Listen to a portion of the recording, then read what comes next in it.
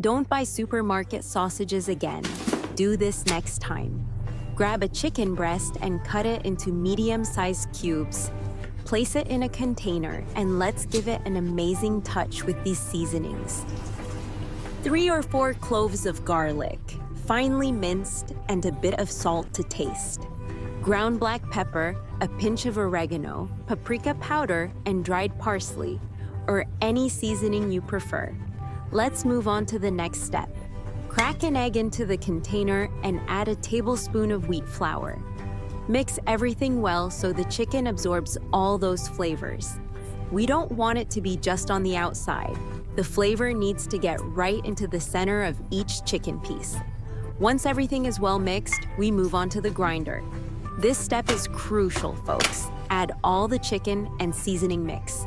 And while the blender does its job, let me ask you a question. What do you think supermarket sausages are made of? I'll leave that to your imagination.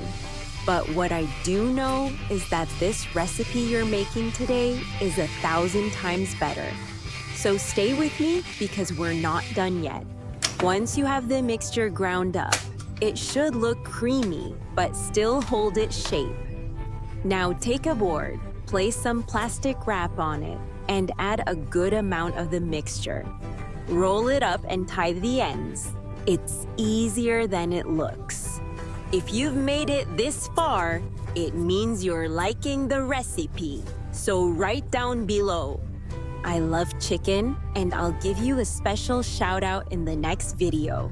Put it in the freezer for 20 minutes or, if you have time, for about 2 hours. Now, let's head to the stove. In a pot of boiling water, we're going to cook our homemade sausages for 30 minutes.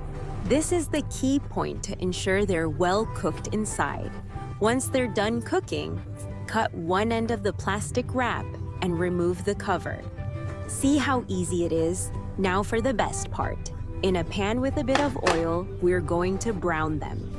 This step is essential to make them crispy on the outside and juicy on the inside.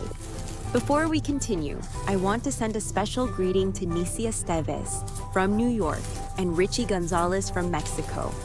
Thanks for always keeping up with our recipes. Tell me, where in the world are you watching us from? I'd love to know and give you a shout out in the next video. We split some buns, place our homemade sausages in the center. We add a good portion of cheese because cheese makes everything better, right? And the usual, ketchup and mayonnaise to taste.